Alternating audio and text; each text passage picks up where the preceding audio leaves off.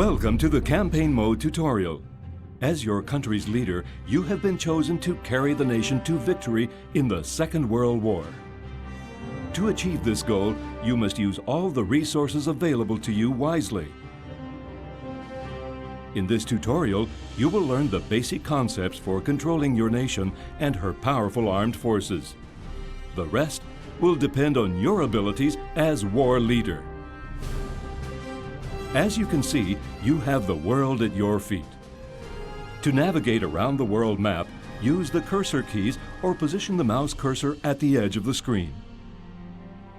You can also zoom in or out by using the mouse wheel.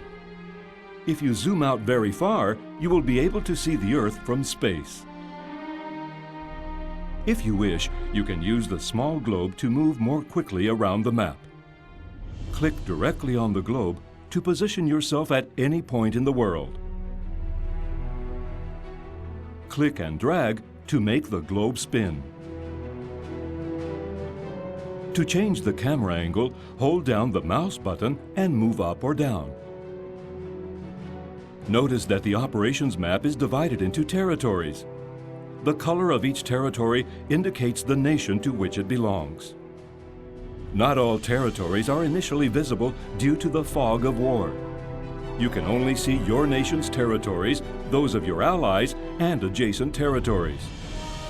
All types of characters and armed forces can be found in these territories, along with natural resources. To view information on any object, place the mouse cursor over it. Each armed force is represented by its most important unit, a general, a hero, or the most powerful unit. You can select an army, a character, or a territory by left-clicking on it. By double-clicking on any element on the map, for example a territory or armed force, you can view its details. To move your armies, select them and drag to another territory. The green arrows indicate single movements. Blue arrows indicate various movements. And red arrows mean you are attacking. Look out! Bear in mind that aircraft can only move within territories with airports. By dragging, you will be able to see these territories highlighted. Once you have finished planning your operations on the world map, click on the Next Turn button to put them into action. Each turn is equivalent to a week. After clicking the Next Turn button, you will see the movement of your troops in all the visible territories. To speed up these movements, press space.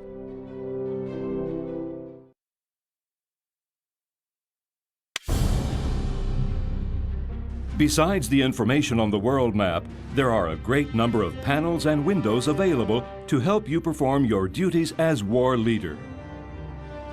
It is very important to pay attention to the upper right panel, which displays the current date, available funds, and oil reserves. Maintaining a healthy economy is vital, as a lack of funds will prohibit many wartime activities. Furthermore, the possession of oil reserves allows the movement of your armed forces. You must make sure you don't run out. The lower central panel allows you to access all of your nation's ministries, along with lists of your territories, armed forces, and personnel. From here, you can perform all necessary management operations, which will be looked at in more detail later. Finally, the Next Turn button is located in this panel. At the beginning of each new turn, you will see event boxes falling into place on the right of the screen. Through these boxes, you will be updated with information on your nation's economic balance, new constructions, technological discoveries, and declarations of war. Left-click on a news item to read it, and right-click to delete it.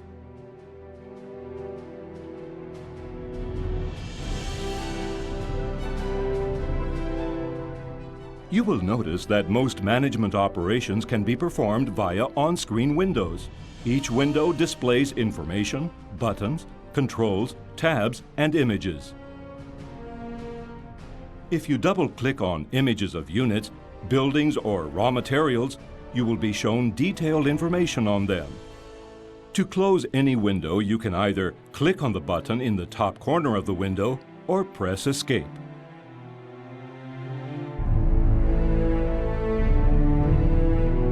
When observing territories, note that their frontier color differs according to the nation to which they belong.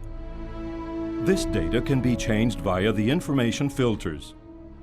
To do this, you can either use the buttons located to the side of the globe or use the number keys 1 to 8.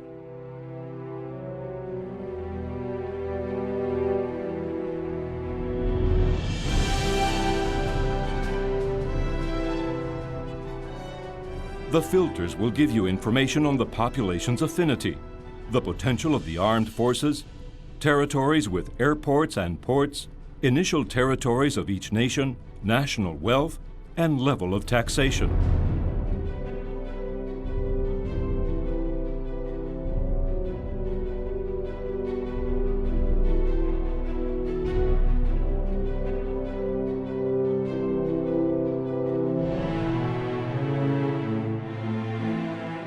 By using the Control key, you can also activate detailed information panels on your territories.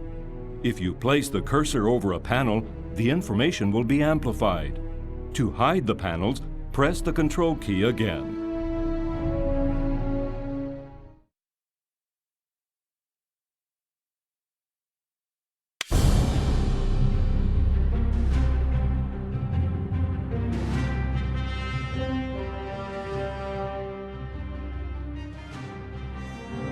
Let's now look at your nation's ministries.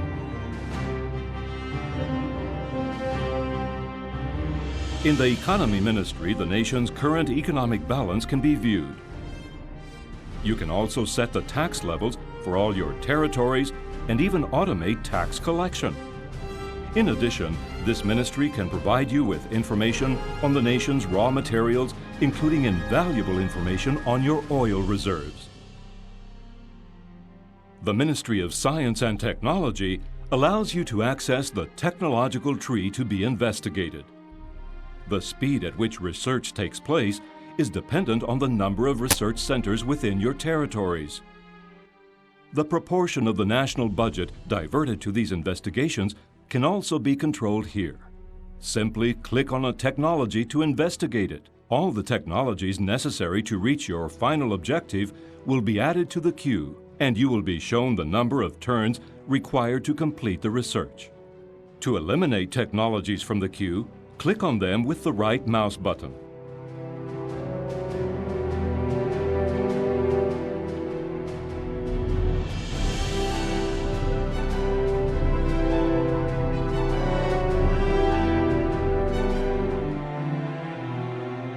In order to receive information on your nation's territories and population, you must turn to the Ministry of Internal Affairs.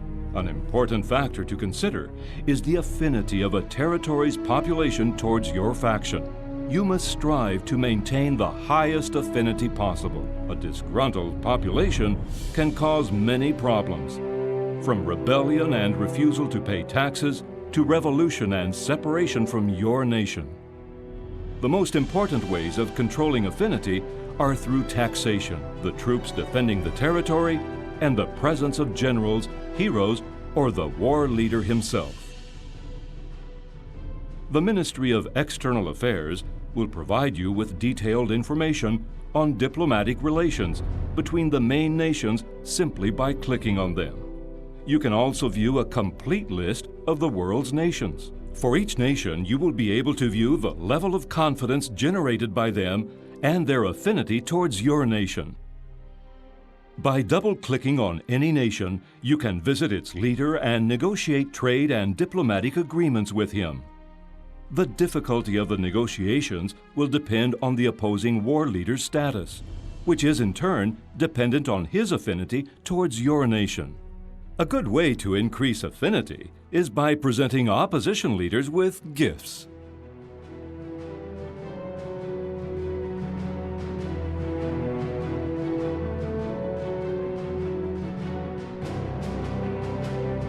In the War Ministry, you will find detailed information on your armed forces and on the buildings within your territories. For example, the number of troops and buildings, maintenance costs, and current construction queues. It is also possible to automate the construction of armies and buildings on a global scale. In the Department of Statistics, you can follow your evolution during the entire conflict in comparison with the other principal nations. By using the tabs, you will find a wide range of information, from your armed forces potential to the amount of money, oil, and territory your nation has. In addition, it's possible to view your nation's points total in comparison with the other nations.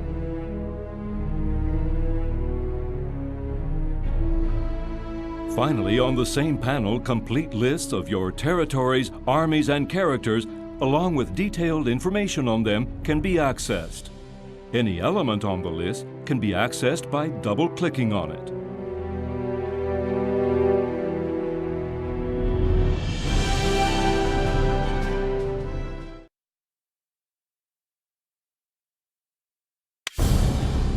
We will now move on to the details of armed forces management, recruitment, and building construction. First, let's look at how to manage territories individually.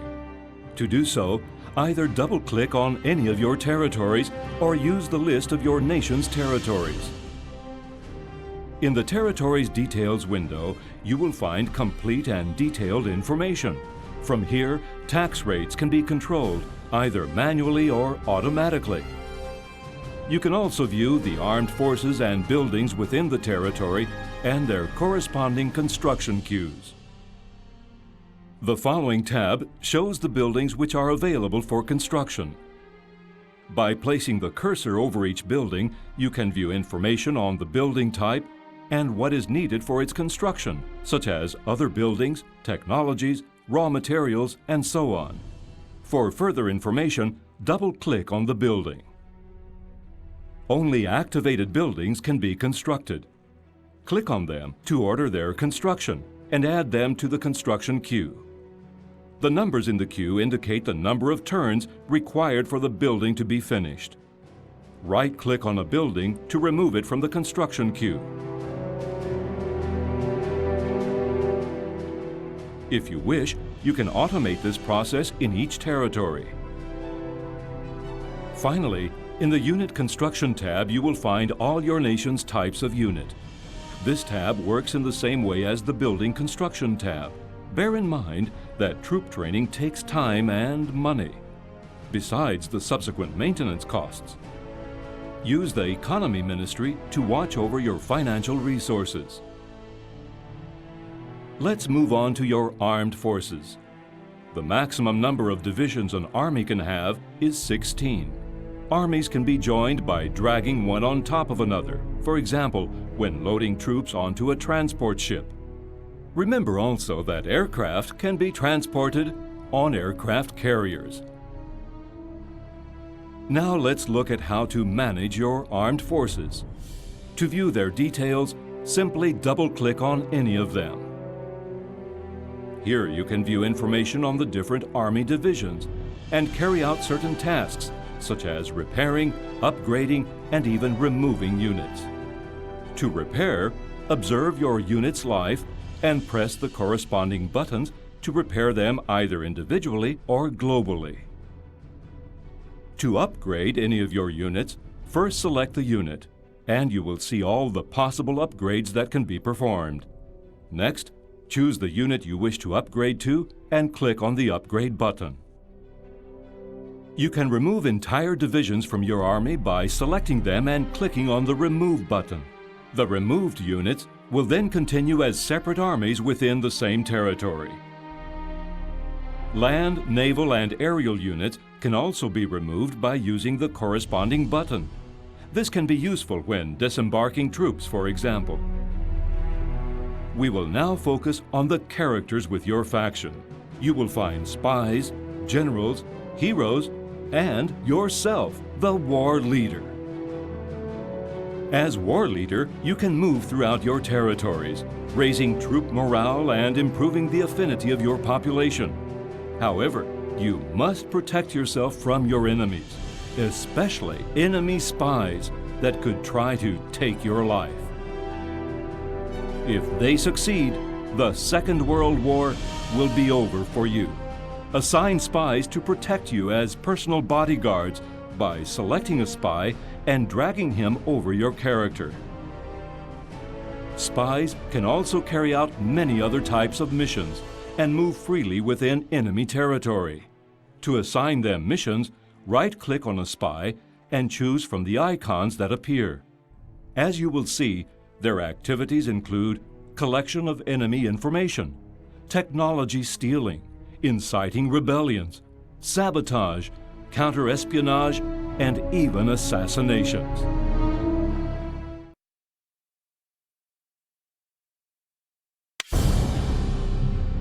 The war advances in turns, week by week, every time you press the next turn button. During the change of turn, all your orders will be carried out, along with all the movements and orders performed by the other nations. To accelerate this process, press the space bar. Warnings may appear during the change of turn, which require you, as war leader, to make decisions. For example, you may have to play a part in the resolution of battles or diplomatic agreements. When a battle breaks out, you will be able to see the nations and troops involved in it. You may decide to withdraw if the enemy forces are stronger, or stand and fight. If you decide to face the enemy, you may choose to do so automatically, or take control of your troops' battlefield tactics yourself. Once the battle has finished, you will be able to view the results. Here, the losses from your armed forces and those of the enemy are shown, along with information on whether you have achieved victory or been humiliated and defeated.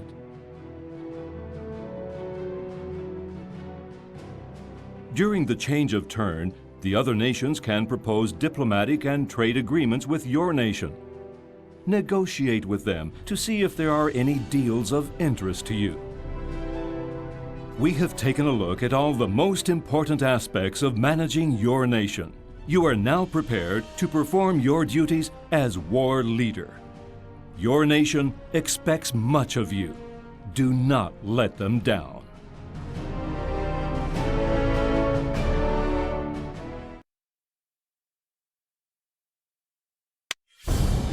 Welcome to the battle tutorial.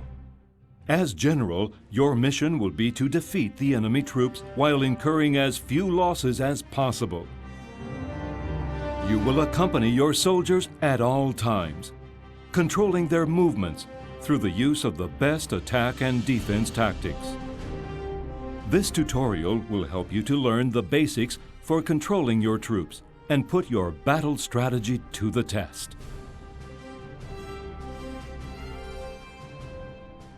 You can move around the battlefield using the cursor keys or by placing the mouse cursor at the edge of the screen. Also, by double-clicking on the map, you will be moved directly to that point.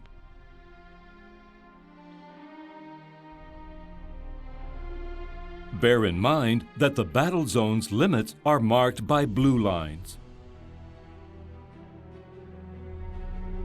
To cover more terrain or observe what is occurring in greater detail, you can increase and reduce your field of vision using the mouse wheel. Holding down the mouse wheel allows you to change your view angle in any direction. You can even observe the battle at troop level.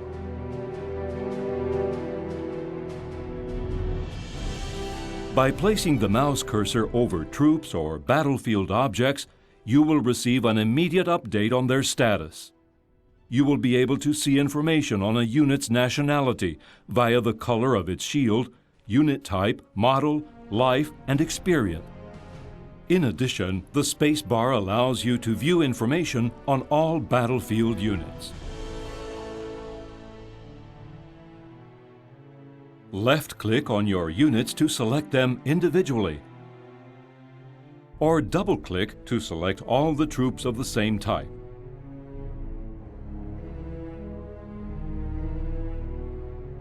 Use the Shift key to add or remove units from your selection.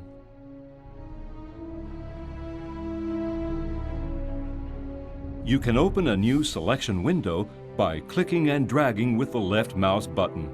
In this way, all the contained units will be selected at once. To move troops or attack, click on the target using the right mouse button.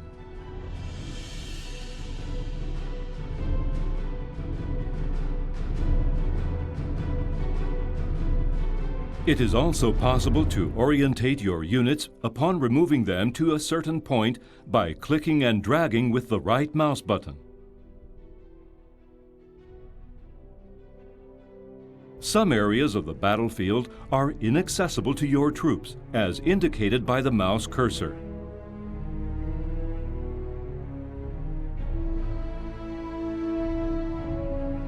You can view and follow any battlefield units by holding down Alt and selecting the unit.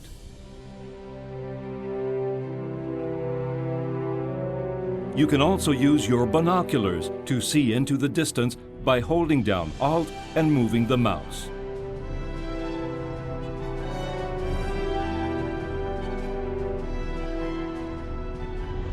Don't forget to use the aerial camera to follow your aircraft. To activate the camera, right-click on any of your aircraft's icons.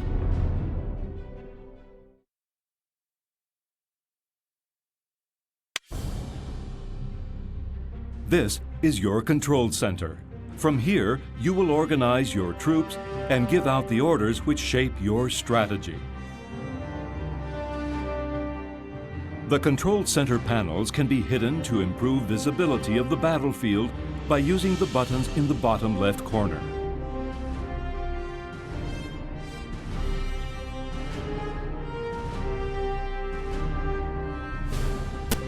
In the right panel, you will find the battlefield map, which allows you to observe your troops, enemy troops, and your range of vision.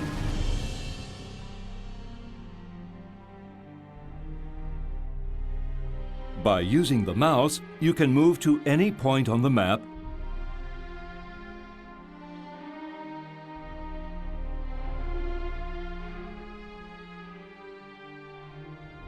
and order movements for selected troops by clicking with the right mouse button.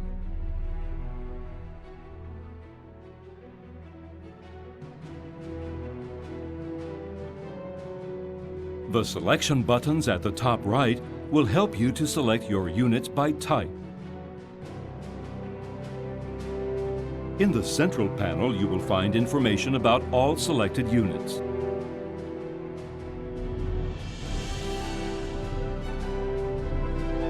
Just above the panel, you will find the tabs for group selection.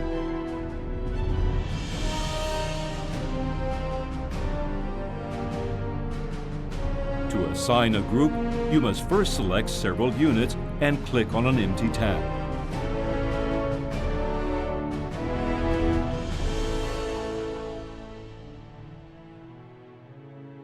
To select the group, click on the tab.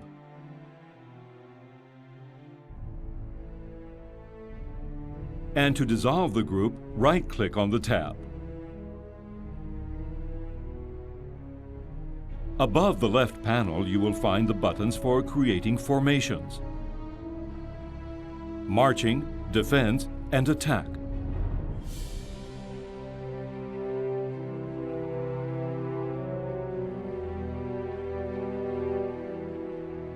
To arrange your units in formation, select the units. Click on one of the formation buttons and then right-click where you want the units to fall in.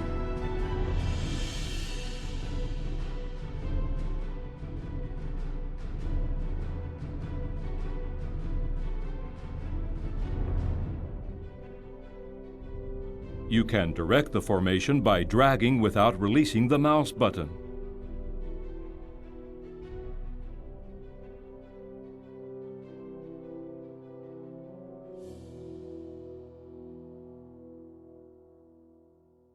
To dissolve the formation, click once more on the corresponding formation button.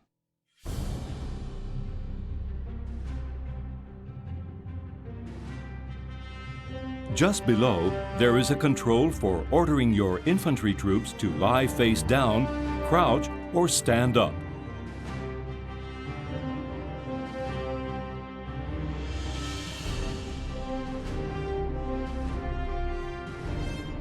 In the same panel, you can find the full range of orders that can be given to selected troops.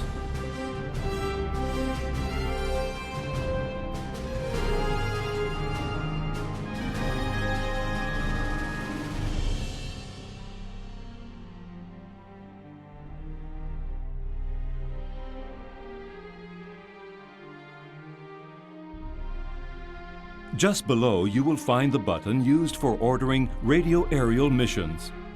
Fighter planes, bombers, and paratroopers will be awaiting your orders.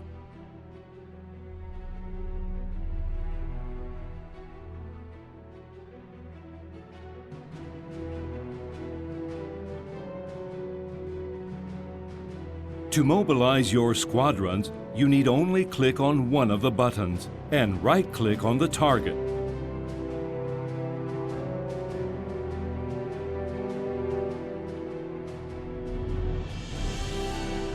You can also click on one of the planes from the top left to give individual orders. By right-clicking on any of the aircraft buttons, you can follow them visually.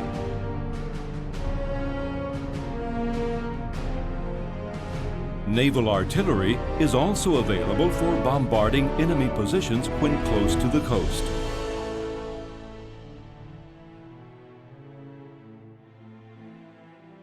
The upper panels show information on the state of battle, such as the potential of both aerial and land-based troops, and the speed and remaining battle time.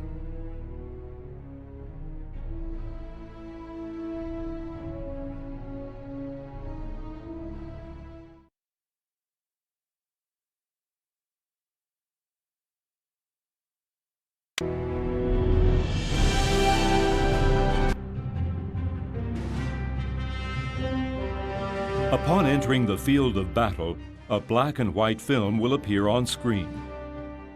Click with the mouse to enter the troop positioning stage.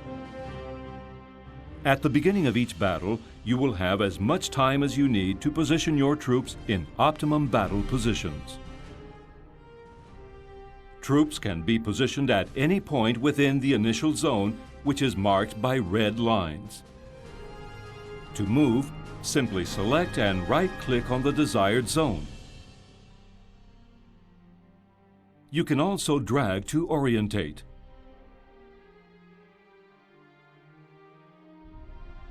When you have finished positioning your troops, commence battle by clicking on the upper central button.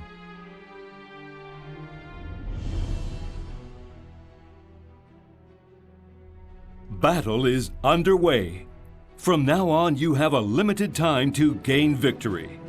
In the upper right panel, you can control the remaining battle time and change the game speed.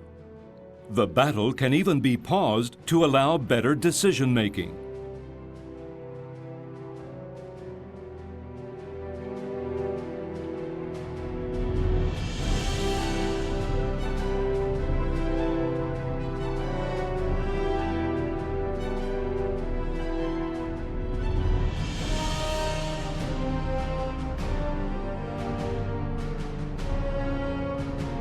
In the upper central panel, up-to-date information on the potential of aerial and land-based troops is shown.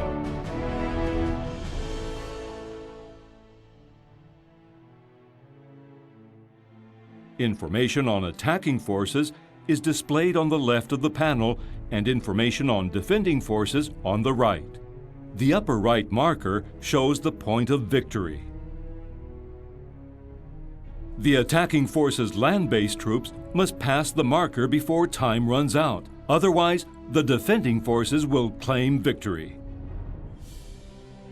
Of course, victory can also be gained by annihilating all enemy troops.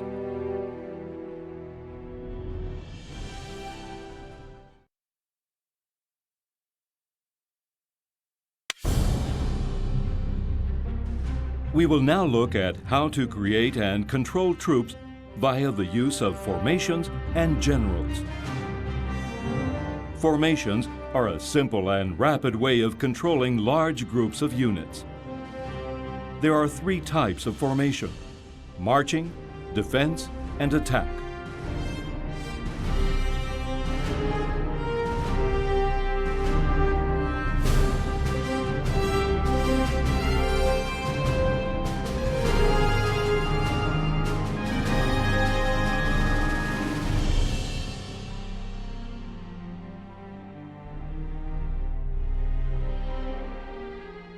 The use of formations is very advantageous.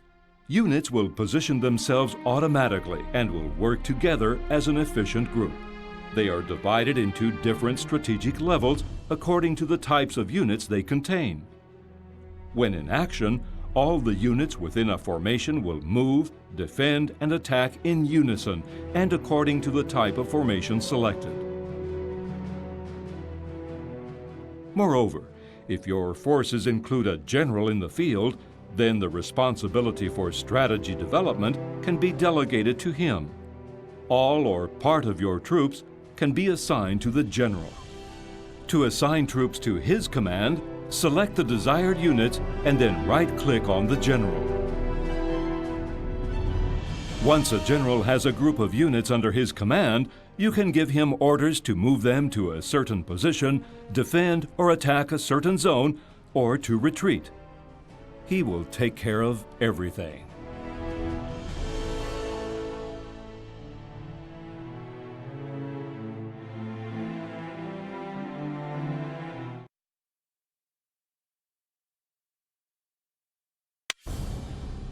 Let's now introduce you to some key aspects for developing effective strategy and achieving victory on the battlefield.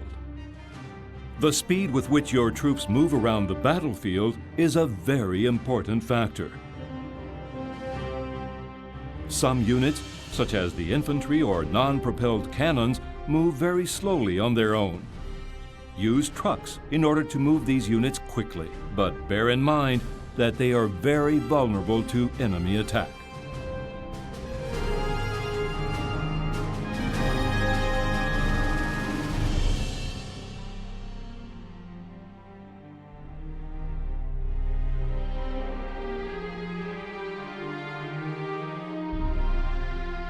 Medics and engineers will take charge of curing your soldiers and repairing your vehicles. Meanwhile, supply units will provide munitions and fuel for all your troops. These vital units must be protected at all costs.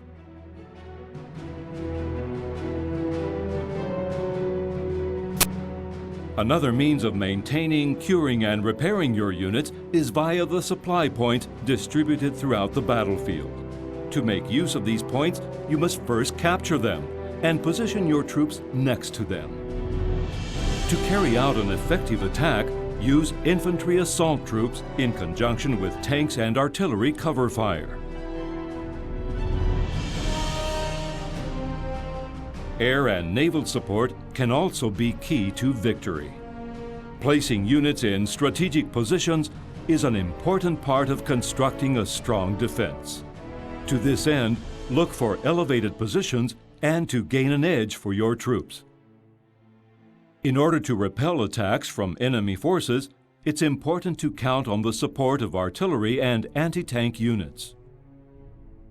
Populated areas are good defensive positions. Place your troops in buildings or bunkers and defend the supply points.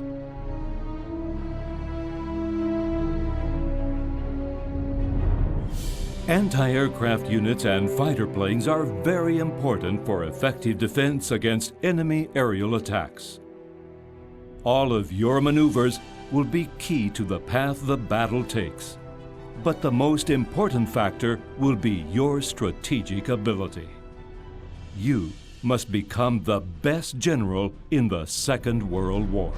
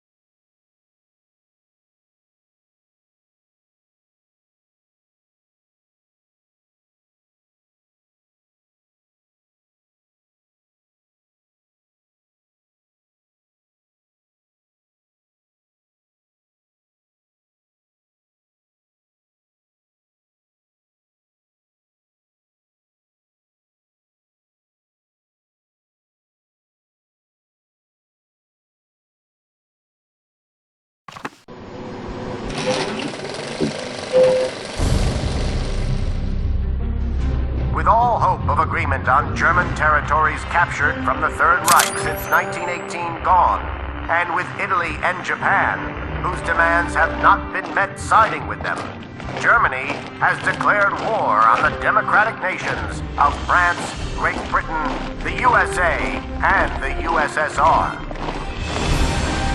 The German army has rearmed and mobilized its industry and population in order to establish and assure vital space for the nation to develop. The alliance with Italy and Japan reinforces Germany's determination to prevent both the continual supremacy of Western powers in conjunction with the USSR and the consequent reduction of the nationalist powers' role in world order.